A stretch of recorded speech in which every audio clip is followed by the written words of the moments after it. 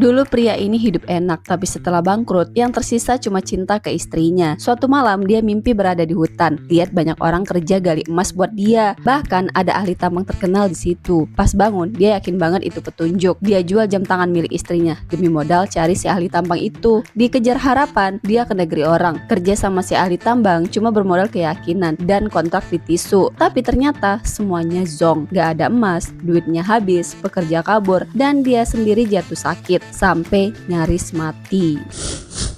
Pria ini dan ahli tambang ini punya tambang yang beneran ada emasnya. Tapi pas saham lagi tinggi-tingginya, tiba-tiba tambangnya disita. Izin mereka dicabut, perusahaannya hancur. Mereka akhirnya mutusin deketin anak presiden buat urus izin lagi. Nah, anak presiden ini anak manja yang pengen bukti kalau mereka serius. Dia suruh si pria megang kepala macan. Anehnya si pria lakuin. Macannya sampai bingung sendiri. Berkat anak presiden, izin tambang balik lagi. Meskipun cuma dapat jatah 15%, tapi dari nilai tambangnya 15% aja udah cukup buat kaya raya. Perusahaan kembali jaya dan dia dapat penghargaan paling bergensi di dunia pertambangan. Tapi besoknya pas dia datang ke kantor, isinya malah penagih hutang.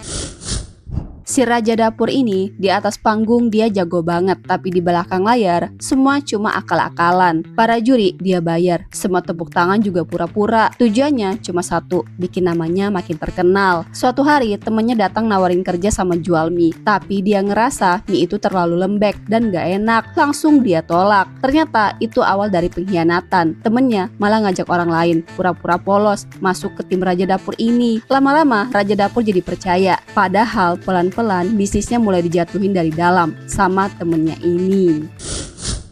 Si raja dapur ini jago banget di panggung, tapi di balik layar cuma akal-akalan. Juri dan tepuk tangan semuanya palsu, buat naikin namanya doang. Temennya nawarin jual mie, dia tolak karena lembek dan gak enak. Ternyata itu awal dari pengkhianatan. Temennya pura-pura gabung tim, tapi malah nyusup buat hancurin bisnis dia. Pas usahanya lagi booming, tiba-tiba daging yang dia jual bermasalah. Polisi datang, dan yang ngelaporin malah orang yang dia percaya. Hidupnya langsung hancur, restorannya disita, gelar raja dapur diambil orang lain. Dia akhirnya jadi pengemis, makan mie sisa, kadang pura-pura kecelakaan buat minta duit. Di titik terendahnya ada yang ngasih dia nasi dengan daging panggang sederhana. Nah, itu bikin dia nangis kejer.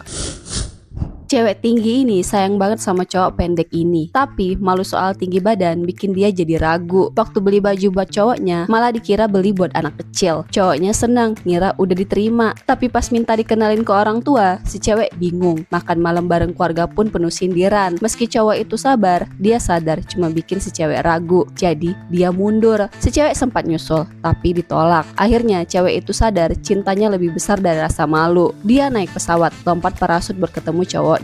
Saat mendarat, ternyata cowok itu udah nunggu. Gak perlu kata-kata, mereka akhirnya saling peluk dan saling ngerti bahwa cinta itu gak ngukur dari tinggi badan.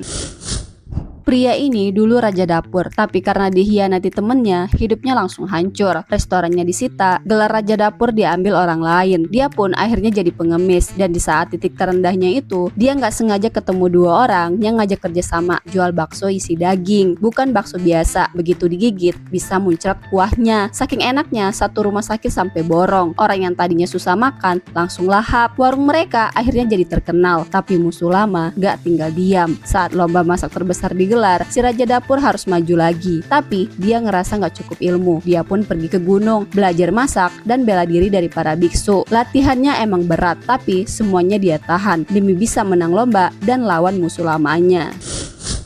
Cowok ini orang penting, bos properti, pintar dan disukai banyak orang. Tapi ada satu hal yang selalu bikin dia susah, tinggi badannya. Dulu dia pernah nikah, tapi cerai karena mantan istrinya gak tahan sama omongan orang. Bahkan pas dia jalan bareng cewek cantik, pernah ada orang pura-pura nabrak dia, terus bilang gak lihat, padahal jelas-jelas itu disengaja. Nah, dia akhirnya dapat kenalan seorang cewek yang mantan istri pengacara, tinggi semampai, cantik luar biasa. Hubungan mereka sering tegang, tapi suatu hari dia nelpon si cowok kecil ini buat curhat. Cowok itu langsung datang, ajak makan, bikin ketawa, sampai akhirnya dia dapat kisan pertama dan hubungan mereka jadi makin deket.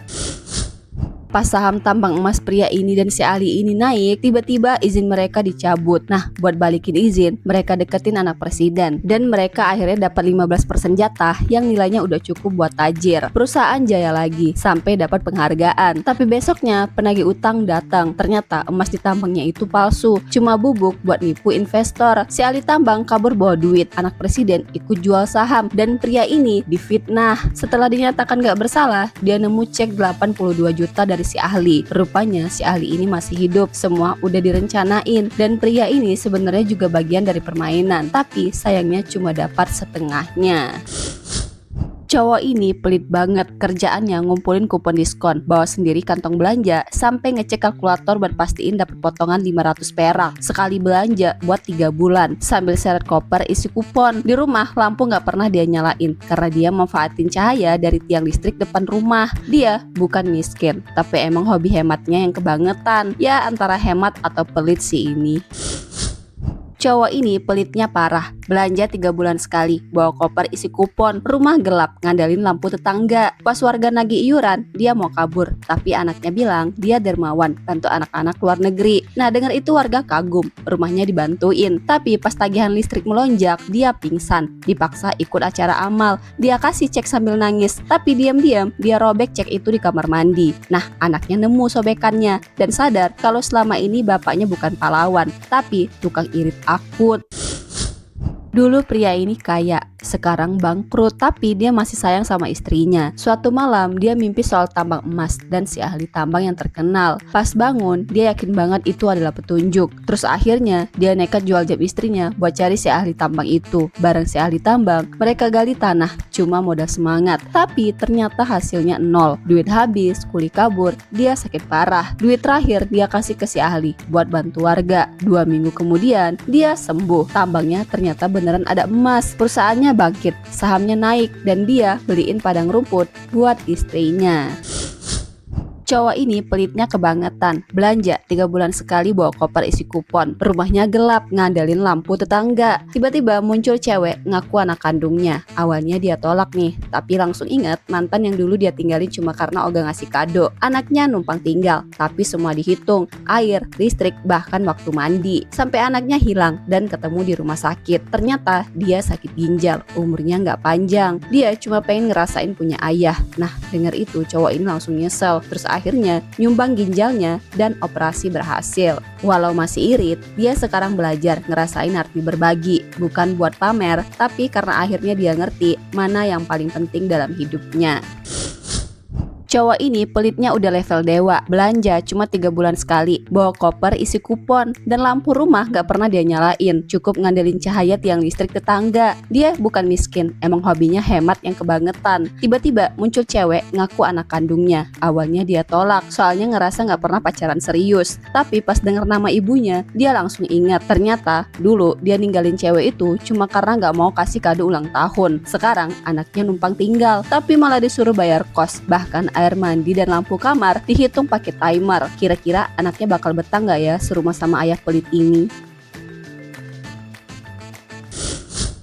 Waktu masih di dalam perut, cowok ini udah denger orang tuanya berantem gara-gara utang. Saking keselnya, dia nyaris lahir lebih cepet. Sejak lahir, dia tumbuh jadi orang yang pelitnya minta ampun. Pernah, waktu pas giginya jatuh ke lubang wastafel, dia jongkok sejam buat nyelamatin sisa odolnya. Bahkan pas nonton bioskop sama pacar pertamanya, dia cuma ajak nonton iklan film di depan gedung dari siang sampai sore. Saking gak maunya keluar uang dan pelit banget.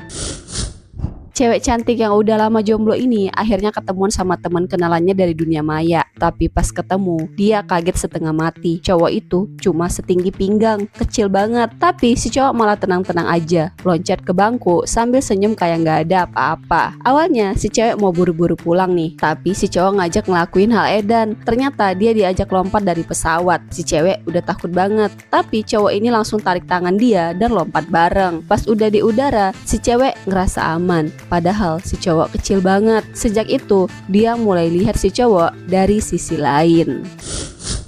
Pria ini mimpi soal tambang emas, lalu dia nekat jual jam istrinya buat wujudin itu. Barang ahli tambang, mereka gali tanah cuma modal semangat, tapi ternyata hasilnya nol. Duitnya habis, kuli kabur, dia sakit. Duit terakhir dia kasih ke si ahli buat bantu warga. 2 minggu kemudian, dia sembuh. Tambangnya ternyata beneran ada emas. Sahamnya naik, perusahaannya bangkit, sampai bisa beliin padang rumput buat istrinya. Pas saham lagi tinggi-tingginya, ada orang kaya nawarin beli perusahaan mereka 300 miliar, tapi dia tolak mentah-mentah. Nggak lama, tambangnya disita, izinnya dicabut, perusahaannya hancur, dia jadi pemabuk. Si ahli nampar dia biar sadar, lalu mereka berdua akhirnya mutusin deketin anak presiden buat urus izin lagi.